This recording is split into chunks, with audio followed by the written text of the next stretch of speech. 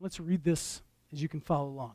It says this, "Then Jesus told his disciples a parable to show them that they should always pray and not give up. He said, in a certain town there was a judge who neither feared God nor cared what people thought. And there was a widow in that town who kept coming to him with the plea, 'Grant me justice against my adversary.' For some time he refused, but finally he said to himself, 'Even though I don't fear God or care what people think, yet because this widow keeps bothering me, I will see that she gets justice, so that she won't eventually come and attack me.' And the Lord said, 'Listen to what the unjust judge says. And will not God bring about justice for his chosen ones who cry out to him day and night? Will he keep putting them off? I tell you, he will see that they get justice, and quickly. However, when the Son of Man comes, will he find faith on the earth?" Now, in almost any area of life, staying power is essential for success. I mean, even the most gifted individuals in the world will only succeed a little bit if they quit early on, or if they only have that deep drive to work hard every once in a while. I want us this morning as we get going just to consider some of what we call the GOATs, the greatest of all-time athletes. And we're going to start with some Olympic sports first and see if you can recognize these people. Anyone know who this is? It's Jackie Joyner-Kersee. Come on, we've got a few gray-haired type people that you remember watching her, I'm sure. Another one, this one you'll be familiar with, Michael Phelps. Yeah, I'll help you all. Another one here. We've got Carl Lewis. You guys remember Carl Lewis? One of the greatest. And then a more recent one here too. Anyone know? Simone Biles, yeah. Maybe her and Michael Phelps probably have the two greatest Olympians that we've ever really known. Now, a few more, maybe more familiar American sports that we see often. Anyone know who this famous women's basketball player is? Her name is Cheryl Swoops. Yeah, who got that one? That was good. Somebody did. Randy, good job. Yeah, and Pete, good job. Another one here, soccer, women's soccer. Isabel, this is maybe before your time, but I'm looking at you. It's Mia Hamm, yes, and Charlene knows Mia Hamm, I bet. A little more in our, and I'm lumping myself in because I want to be young like Charlene. We're not really peers in the age range, but yes, Mia Hamm. Everyone knows this one, right? Muhammad Ali, looking good there, looking young and feisty. Okay, how about these two guys? One of them's very familiar, right?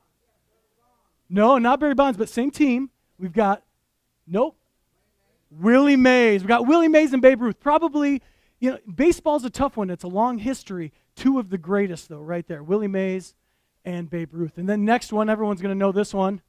Oh, Tom Brady. No doubt. He's got 7 rings. Whether you like the guy or not, 7 championships is ridiculous. And then probably the GOAT that most people always think of, Michael Jordan. So how sad, as we consider all of these talented athletes, how sad would it have been to miss out on all of their brilliance had they not been deeply motivated in the face of challenge, in of pain, and in of repetition, okay? All those drills, all that practice. I mean, when we think about that, we'd miss out on all of it. And I know that we like to imagine, because it's fun to take that in, that if someone is really good at something, that their skill must just come effortlessly. It must just be a natural gift. But I think anyone who's experienced a little bit of trying to get better at a sport, we know that it's not that way. See if you can finish this quote. When the going gets tough, the tough get going. Man, you guys are good. You didn't know that you guys are just like the great football philosopher who said that quote, Vince Lombardi. Yeah, who the NFL championship trophy is named after. And what we're getting at in that quote, that when the going gets tough, the tough get going, is that perseverance is not actually a romantic concept when we get into the nitty-gritty of it. Now, we live in a difficult world that is not very friendly to the life of anyone who is just trying to grow, anyone who is attempting to try and make progress and get a little bit better. And specifically, it's not really kind to those of us trying to seek to follow the true way of Jesus. And Jesus was aware of this, and one of his greatest concerns was to prepare his people for life in a world that is full of challenges and full of injustice. Essentially, he's been asking often, how can his followers be resilient and robust? And if you know the life of Jesus, you know he demonstrated that this sort of deep toughness is not only the product of full determination, but rather it is most rooted in prayer. And it is in our parable today that we are directed to discover this kind of firmness that is formed by a posture and a practice of persistent prayer. Now, in our account, we had two main characters, and they're both quite interesting. And what's going on in this parable is that these characters, they're teaching us about being relentless in prayer, and it's also speaking to the deep relationship between prayer and the need for justice.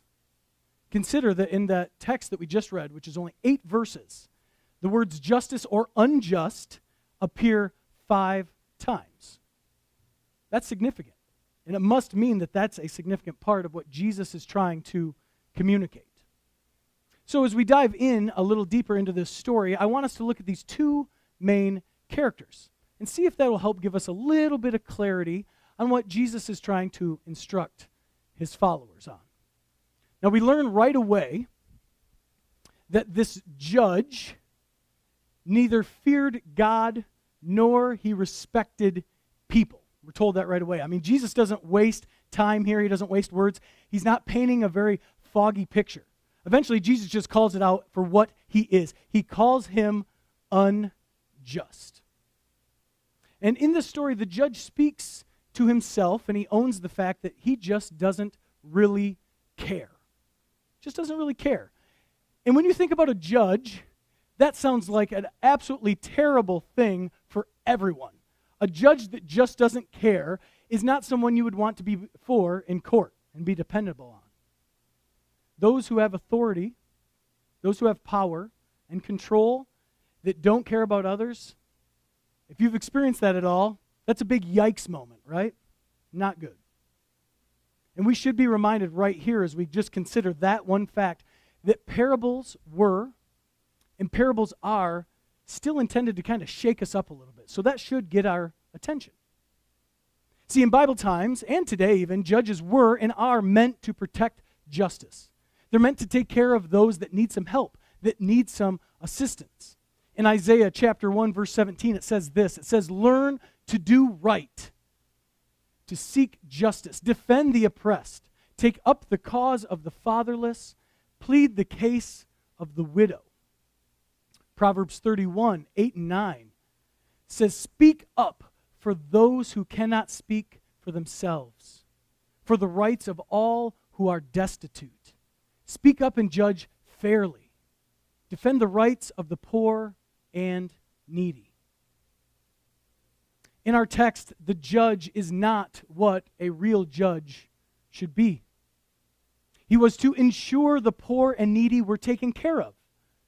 And for a long time, all he did was ignore the cries of this persistent widow. Now, eventually, the unjust judge does come around and apparently delivers some level of justice to the widow. He has this conversation with himself. You might have noticed that. He's talking to himself in this story, which is kind of like our shrewd manager, if you remember that from some weeks back. And then, after this conversation with himself, he decides to act. And it said specifically this. It says, "Even though I don't fear God or care what people think, yet because this widow keeps bothering me, I will see that she gets justice so that she won't eventually come and attack me." I mean, this judge didn't really care about what was actually right. He didn't have a legit concern for the widow. Instead, he changed his mind because he was tired of her badgering, and it became opportunistic for him. became good for him. Now, the question that I saw a few smirks as we read that a second time. Was this widow really in a position to come and attack this judge? I mean, the other thing I think about is, can someone actually annoy you to death? Only your kids if they're talking about video games. But oh, Henry heard that. I didn't think he would hear that. Now, I highly doubt this judge actually feared a literal beating from this woman. But this still should catch our attention, right? Was the judge just acting in order to kind of save face? I mean, in other words, was he afraid that he might lose some political power of sorts, some authority in the society if he didn't carry out justice for this unrelenting widow? I think something's going on there. Now, our persistent widow. In the Old Testament times, widows were often left with very few options for supporting themselves. If a deceased husband left property behind, the widow did not inherit it. If she were to remain with her former husband's family, she would then have to assume a lower and almost servant-like position in that household. And then, if she didn't stay with his family, and she went back to her own family, the money or the goods that were paid as an exchange for her hand in marriage would have had to have been given back to his family. Also, during biblical times, widows were relatively easy to recognize by their distinctive clothing. There are many biblical references throughout the Bible about widows' clothing or grieving or funeral clothes. I mean, it's tough enough to be a widow, but then to even have to dress like one on top of all these other circumstances, I mean, that's rough. But I wonder if part of that reason was that this was supposed to help alert the people around that these ladies could use some help. But unfortunately, because of these type of factors, widows were often just mistreated. They were discarded. They were disregarded. And they were just pushed to the edges of society. But in our Bible, we do have a few remarkable widows to consider, and probably none is more notable than Ruth. You know the story in the book of Ruth a little bit? Ruth is a model of loyalty, of surrender, of persistence and determination. So allow me here a quick second to highlight her story just a bit. After Ruth and her mother-in-law, Naomi, lost their husbands, they both do, Ruth went with her mother-in-law to a foreign land. Now it was Naomi's homeland. And there, she began to work as a servant. Again, keep in mind what we just talked about. And there, when she was there, she would go around and handpick the wheat that had been left behind from the other men who had gone through and harvested the wheat first. So this goes on for a little while, and eventually Naomi, her mother-in-law, has a plan for how Ruth can gain redemption. And this plan, if you've read this book, is peculiar, but let me try to summarize it really quick. It involves sleeping at the feet of this man named Boaz in order to get his attention, okay, to get his favor. And eventually this plan works. It's really amazing. And Ruth and Naomi are blessed as Boaz actually buys back Naomi's former land, okay, that she had lost through being widowed. But then he marries Ruth in this story. And I just love this picture of Ruth because she's vulnerable in this position, but yet she's full of courage. She's loyal to her mother-in-law and then to this man Boaz, and she is persistent. And I think our widow in our parable today is a lot like Ruth. She is in some desperate need of help. She is faithful. She is determined to do what is right. And she wanted things to be set straight and wouldn't take no for an answer. She was demanding that justice be delivered, and the amazing part is she helped make that happen. So, that's our characters. What do we do with this parable? How do we understand these characters more? What are they teaching us? At the beginning of our text, it seems that Luke, our author in this book, has given us the point of the parable. It says this, to always pray and never give up. And that is certainly a main point, a main purpose in this parable. But the account ends with this even further clarifying question that comes directly from Jesus. And it's this, when the Son of Man comes, will he find faith on the earth? Jesus is not telling us that we should just pray for whatever we want and expect that eventually God will give in to our desires. We can't just start asking for a shiny new truck every hour and expect that if we, like the widow, persist day in and day out, that God will ultimately deliver that shiny new truck to us just like Enterprise. Sorry to break it to you. That's not how God works. And so we have to remember that the issue here in our parable is justice and how we are to persist in that pursuit of righteousness and of integrity and truthfulness that comes through the effort of prayer, not simply trying to use God to get what we want or what we think we need. And yeah, if you're like, dude, what are you saying up here? It raises a lot of big questions, doesn't it? Like, what happens when we are not praying for ourselves, we're not asking for the shiny truck, but we are truly seeking God's justice and God's will, and still bad things continue to happen all around us? And I know it happens all the time. A mother with young children is diagnosed with advanced cancer. And we pray, and still death comes anyway. We are steadfast in our lifting up prayers for the victims of a terrible grocery store shooting in Buffalo, New York, when another terrible school shooting happens in Uvalde, Texas. Is this really the way it's supposed to be? I'm sure I'm not the only one asking that. Why is it that even when we pray for God's will and God's way, it still seems that we're let down? What hope in this parable is Jesus offering?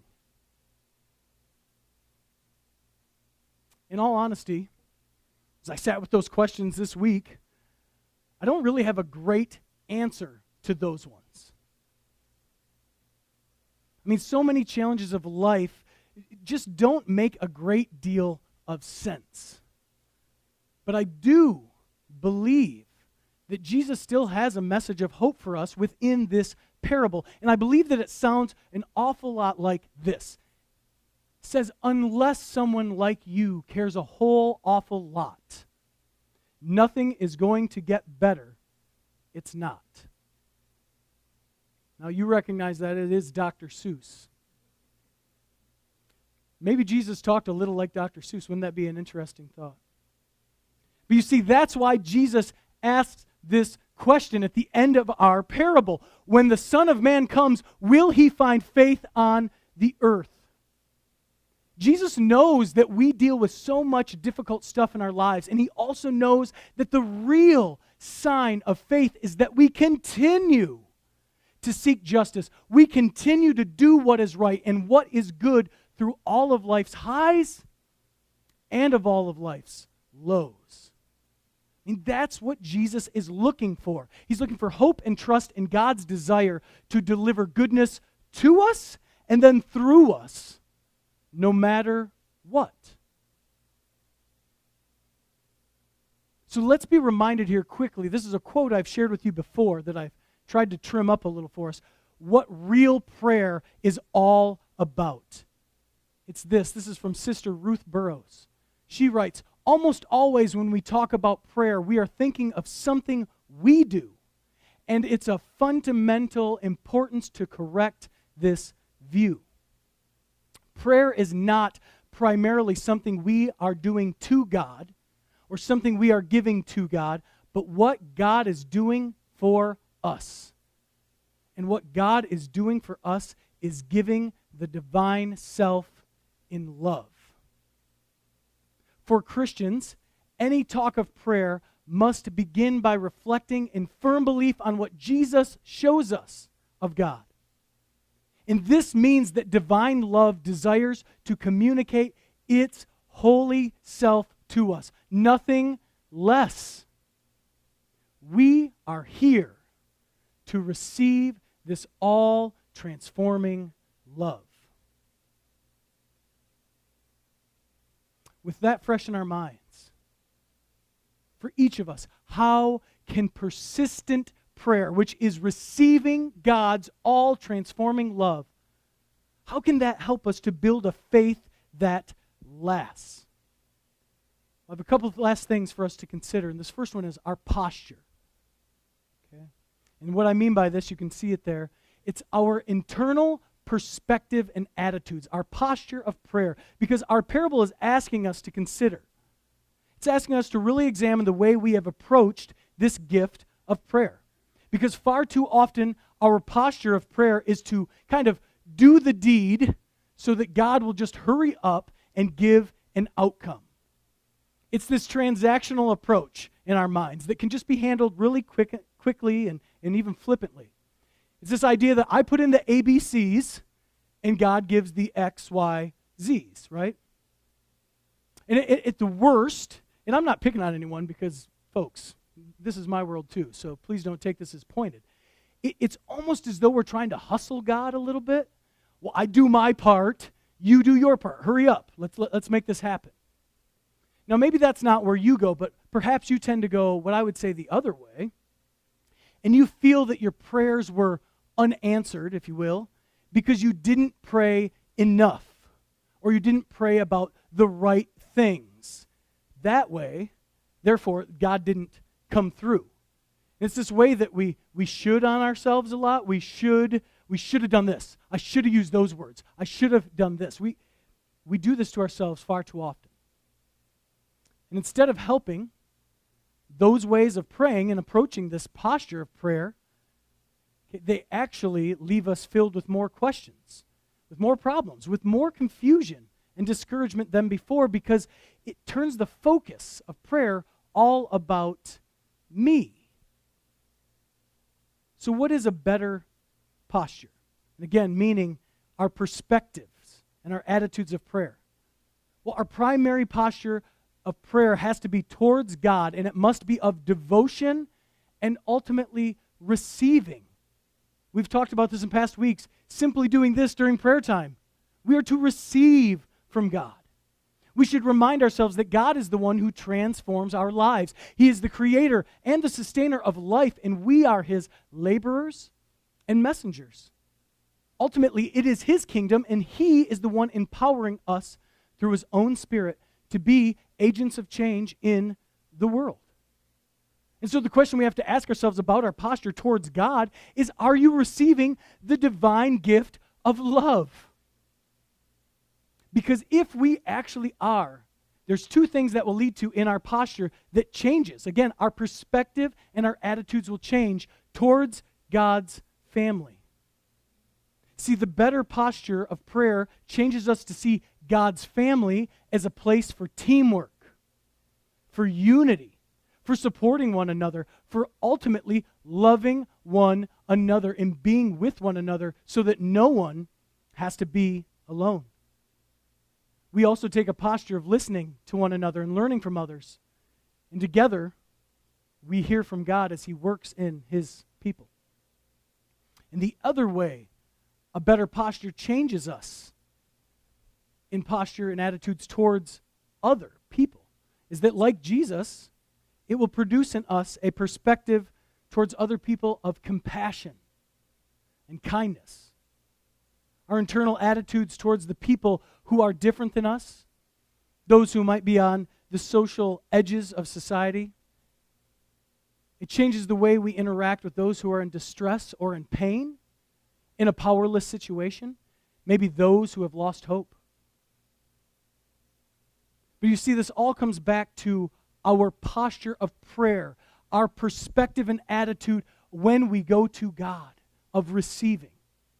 And then it moves us to work in harmony together with participation.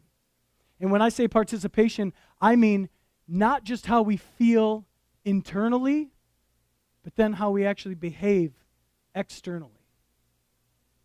And we should make no mistake, okay? It is posture first, then participation. The order here matters. We have to deeply receive the Spirit and the love of God through prayer and opening up of ourselves, because without this posture, I'm telling you, I've lived this experience too long. Participation just burns you out without the correct posture coming first. Participation will leave you depleted because it will drain you. It will wear you out. And so the big questions that we have to ask here is frankly, if I'm going to cut right to it, how do you care if you don't really care? I mean, if all this is like, whatever, I don't know how to fix that one for you. I think the posture piece is a big part. But for some of us, that there's a kernel of caring. We do care. Well, how do you keep going then when your motivation and your persistency are running low? You see, this is the characteristic of the unjust judge that we so easily fall into. If we don't love God the way that this unjust guy did not love God. I mean, he did not concern himself with what God was concerned about. He didn't care about others or what they thought or who they were. He didn't feel like doing anything about justice, and he was only eventually moved to act because it became convenient or beneficial for him. And I think we're often like the unjust judge. We too ignore the cries for justice, the call of God to participate in making things better because, well, we just don't feel like it. It's inconvenient. There isn't anything, or at least there's not enough in it for us. And I want to tell you the truth here, that if the calls for justice around you, which are really just often calls from people to listen and to empathize, if those calls for justice around you only sound like badgering, if they only sound like nagging, then it's time to check yourself. Because your posture is probably that of the unjust judge. And I mean this in the sense that how difficult is it to listen to someone in your household go on and on and on and on about stuff? We call that nagging. When's the last time we actually listened to maybe a spouse, maybe it's your children, maybe it's your parents? And we didn't just blow it off like an unjust judge, like, oh my goodness, day in and day out. I'm tired of the nagging. And that's just to really bring it down to hyper-focus, individualized family. Think of our church family. Think of society right now. There are cries for justice that, frankly, we have turned a deaf ear to for a long time. We need to be wary of becoming the unjust judge. And how we do that is we must have a core posture. It's that deep heart knowing that moves us to put in the effort that we know we must do in order to see something better for our world. See, the idea that when we just don't feel like it, that's when we must return to a posture of receiving from God that which He desires to give us in prayer. And that's namely Himself, His Spirit. We must return to that posture of receiving God's transformational love. And how we know that this happens in our lives, the tell for each of us is that there needs to be a consistency between what we experience and feel internally and then how we live in the world externally. Our spiritual and our emotional and our mental and internal lives need to be fully integrated with our material, our physical, and our external lives. Otherwise, we say we believe one thing, but we do another. And I'll remind you, Jesus had no time for that. He used the word hypocrite to describe someone whose internal and external lives didn't match up with each other. That's an ouch, right?